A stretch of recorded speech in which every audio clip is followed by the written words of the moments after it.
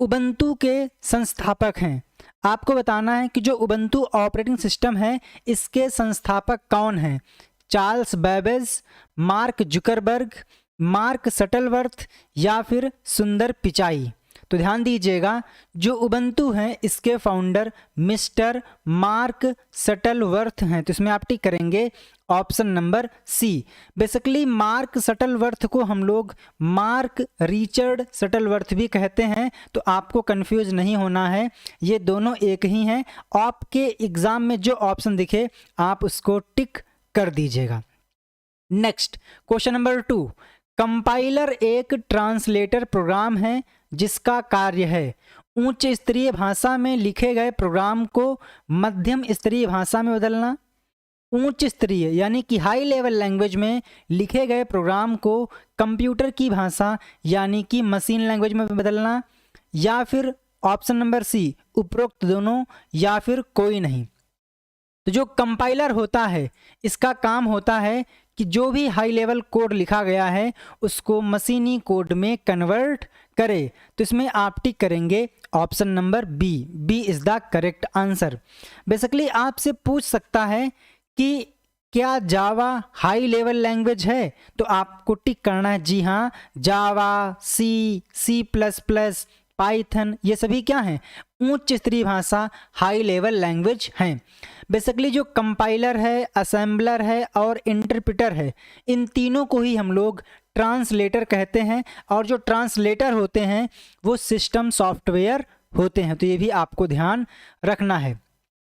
आपसे यहाँ पर कहा गया है कि रिचर्ड स्टॉलमैन पूर्ण रूप से रिचर्ड मैथ्यू स्टॉलमैन, यानी कि रिचर्ड स्टॉलमैन जिन्हें हम लोग रिचर्ड मैथ्यू स्टॉलमैन भी कहते हैं, इन्हें हम लोग FSF का फाउंडर कहते हैं। बेसिकली आपसे पूछ सकता है कि FSF का फुल फॉर्म क्या होता है, तो आपको टिक करना है फ्री सॉफ्टवेयर फाउंडेशन, जिसके फाउंडर मिस्टर रिचर्ड स्टॉलमैन हैं।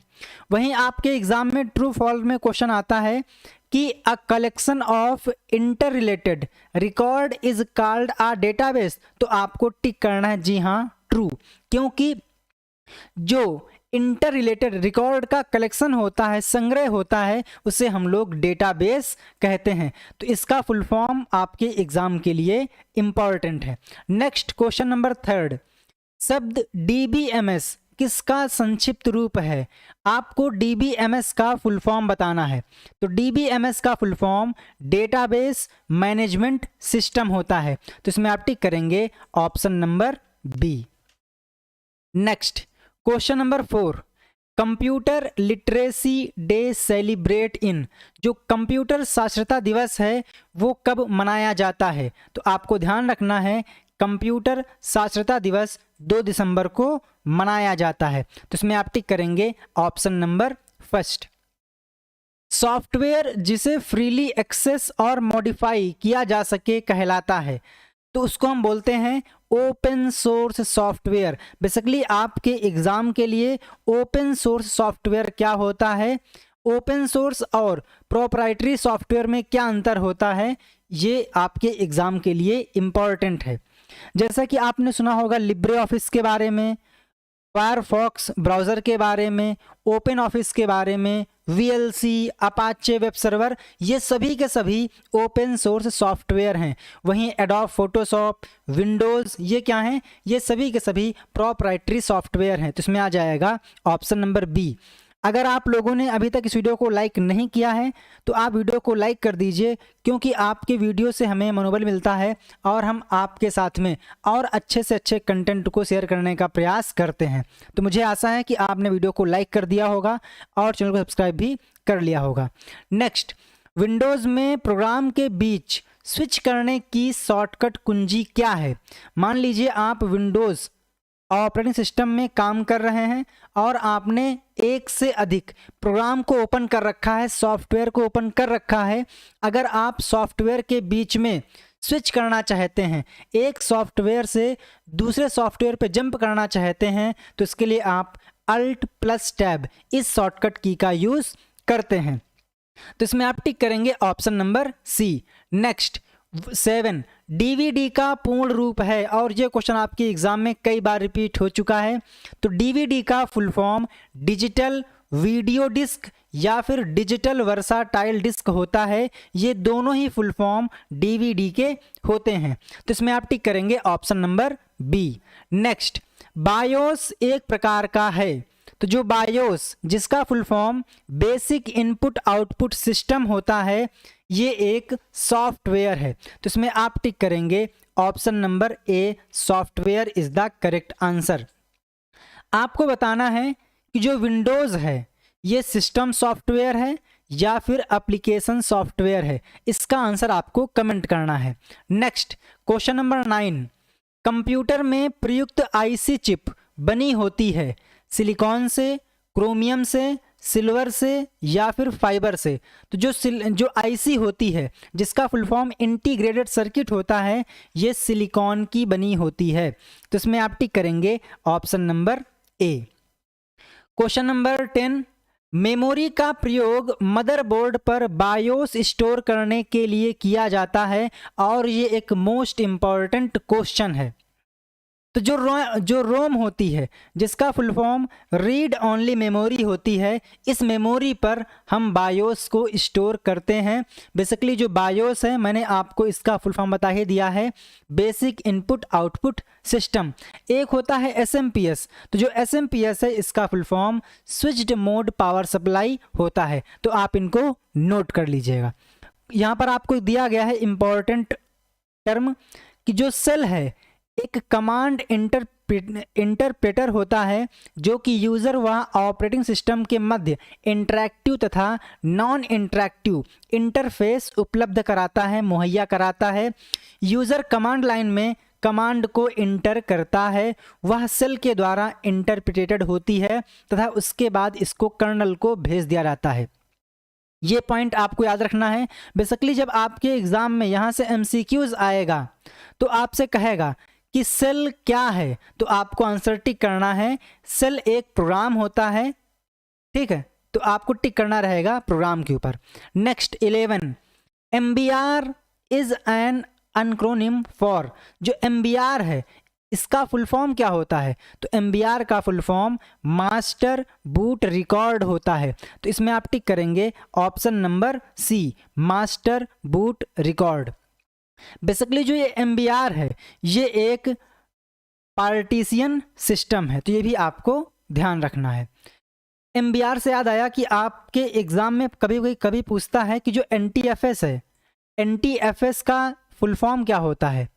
तो एनटीएफएस का full form new technology file system होता है। एनटीएफएस एक होता है इसी का छोटा भाई फैट, तो फैट का full form file allocation table होता है। तो ये आपको ध्यान रखना है। तो इसमें आ जाएगा option number C. Next 12, ASCII का फुल फॉर्म क्या होता है? तो आस्काई का full form American standard code for information interchange होता है। हमने इसको यहाँ से रिमूव करना भूल गए हैं, तो इसमें आप टिक करेंगे American standard code for information interchange, यानी कि ऑप्शन नंबर सी, ठीक है। बेसिकली आपको याद रखना है, एक होता है अंसी, तो अंसी का full form American national standard institute होता है। Question number 13, the circuit used to store 1 bit of data is known as.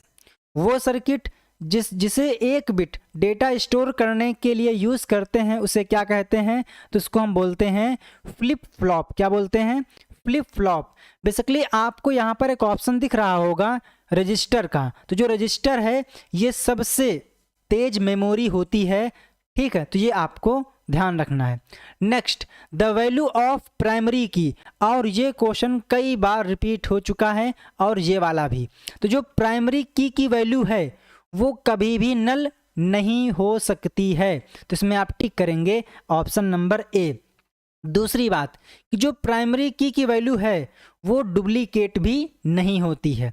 Next 15, where all deleted files will be stored.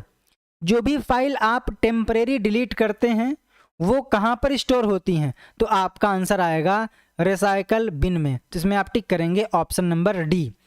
Basically अगर आपको फाइल परमानेंटली डिलीट करना है तो उसके लिए आप शिफ्ट प्लस डिलीट इस शॉर्टकट की का यूज़ करते हो। और मान लीजिए आपने किसी फाइल को डिलीट किया तो वो कहाँ जाएगी, वो जाएगी रिसाइकल बिन में। अगर फिर से आप उस फाइल को प्राप्त करना चाहते हैं तो आपको जाना होगा रिसाइकल बिन में एंड उस फाइल पे क्लिक करके रिस्टोर पे क्लिक कर देंगे तो वो फाइल अपनी जगह पर आ जाएगी। ठीक है, तो 15 में आ जाएगा D. Next 16, the name given to a device that is attached to a computer.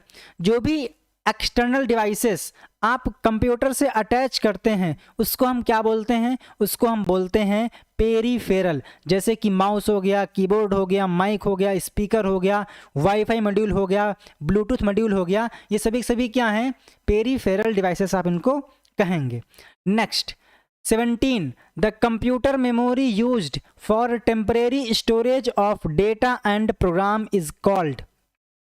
Computer memory जिसका प्रयोग डेटा को टेम्परेरी स्टोर करने के लिए किया जाता है, प्रोग्राम को टेम्परेरी स्टोर करने के लिए किया जाता है, वो कौन सी मेमोरी है, तो वो होती है रैम। तो रैम जो है वो एक वोलाटाइल मेमोरी होती है, जिसका मतलब ये है कि इस मेमोरी में जब तक की पावर सप्लाई जाती रहेगी तब तक ही वो डेटा या प्रोग्राम स्टोर रहता है। पावर सप्लाई कट होते ही वो डेटा रिमूव हो जाता है। और जो रैम है इसका full form random access memory होता है। रैम बेसिकली दो टाइप की होती हैं, एस रैम और डी रैम, यानी कि स्टैटिक रैम और डायनेमिक रैम। 18, 1 MB किसके बराबर है, तो जो 1 MB है वो 1024 KB के बराबर होती है, क्योंकि आपके एग्ज़ाम में मेमोरी यूनिट से भी क्वेश्चन आते हैं। तो 18 में आप टिक करेंगे ऑप्शन नंबर सी। और मैंने आप लोगों को यहाँ पर एक चार्ट दे दिया है, आप इसका स्क्रीनशॉट ले सकते हैं। बेसिकली जो एक बिट है वो या तो 0 होगी या तो 1 होगी, और साथ ही जो एक निबल होता है इसमें 4 बिट होती है और एक बाइट में 8 बिट होती है। जो ये आपको 2 क्वेश्चन दिख रहे हैं ये आपके एग्ज़ाम में कई बार आ चुके हैं। आपसे पूछता है कि एक निबल में कितने बिट्स होते हैं, तो आपका आंसर आएगा 4 बिट होते हैं। एक बाइट में कितने बिट होते हैं, तो एक बाइट में 8 बिट होते हैं। एक किलोबाइट में 1024 बाइट, एक मेगाबाइट में जिसको हम बोलते हैं MB उसमें 1024 किलोबाइट, एक GB में 1024 MB, एक TB में 1024 GB और एक PB यानी कि पेटाबाइट में 1024 TB और एक एक्साबाइट में 1024 पेटाबाइट, एक जेटाबाइट में 1024 एक्साबाइट, वहीं एक योटाबाइट में 1024 जेटाबाइट होते हैं। तो ये जो मेमोरी स्टोरेज है उसकी यूनिट होती है। तो कम से कम आप लोगों को यहाँ तक की तो याद होनी चाहिए। बेसिकली सबसे ज़्यादा आपके एग्ज़ाम में इन 2 से क्वेश्चन आते हैं कि एक निबल में कितने बिट होते हैं और एक बाइट में कितने बिट होते हैं। क्वेश्चन नंबर 19, बायोस का पूर्ण रूप क्या है। तो मैंने आप लोगों को बायोस का फुल फॉर्म अभी बताया था, तो आपको इसका आंसर कमेंट करना है। आपको बताना है कि क्वेश्चन नंबर 19 में कौन सा ऑप्शन आएगा। नेक्स्ट 20, आस्काई में अधिकतम कितने कैरेक्टर होते हैं। और मैंने आप लोगों को आस्काई का फुल फॉर्म भी अभी बताया था, तो आपको आस्काई का फुल फॉर्म भी कमेंट करके बताना है। जो आस्काई है इसमें अधिकतम 256 कैरेक्टर हो सकते हैं। कहाँ से कहाँ तक, 0 से लेकर 255 के बीच में। जब आप इसको काउंट करेंगे तो आपको प्राप्त होगा 256। तो 20 में आ जाएगा option number B. Next, FAT stands for. FAT का फुल फॉर्म क्या होता है, तो फैट का full form file allocation table होता है। तो इसमें आप टिक करेंगे option number A. Next, GUI का पूर्ण रूप क्या है, तो GUI का full form graphical user interface होता है। तो ग्राफिकल यूजर इंटरफेस यानी कि option number B. Question number 23, Apple के द्वारा डेवलप किया गया ऑपरेटिंग सिस्टम है। यहाँ पर आप लोगों को कुछ ऑपरेटिंग सिस्टम के एग्जाम्पल दिए गए हैं, तो कौन सा ऑपरेटिंग सिस्टम ऐसा है जिसे एप्पल के द्वारा डेवलप किया गया है, तो वो है मैकओएस। तो इसमें आप टिक करेंगे ऑप्शन नंबर डी। बेसिकली जो ये आपको दिख रहा है एंड्रॉयड, तो एंड्रॉयड भी एक ऑपरेटिंग सिस्टम है जो कि आमतौर पर आप लोग देखते हैं कि जो आपके एंड्रॉयड मोबाइल होते हैं उसमें एंड्रॉयड ऑपरेटिंग सिस्टम होता है और ये एक ओपन सोर्स ऑपरेटिंग सिस्टम है और सारे ही ऑपरेटिंग सिस्टम सॉफ्टवेयर होते हैं। वहीं जो विंडोज है ये सबसे ज़्यादा यूज़ होने वाला ऑपरेटिंग सिस्टम है, तो ये भी आपको याद रखना है। नेक्स्ट 24 यूपीएस का पूर्ण रूप है, तो यूपीएस का full form uninterrupted power supply होता है, तो इसमें आप टिक करेंगे ऑप्शन नंबर बी। यूनिवैक है, तो यूनिवैक का full form universal automatic computer होता है, तो यूनिवर्सल ऑटोमेटिक कंप्यूटर यानी कि ऑप्शन नंबर ए।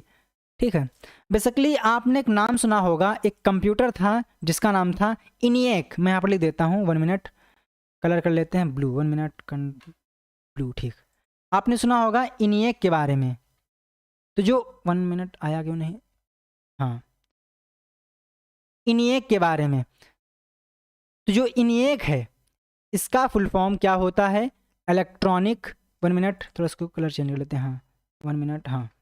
ई से हो जाएगा इलेक्ट्रॉनिक, एन से हो जाएगा न्यूमेरिकल, आई से हो जाएगा इंटीग्रेटर एंड कंप्यूटर। तो ये होता है फुल फॉर्म किसका, इनिएक का, तो ये भी आपको ध्यान रखना है।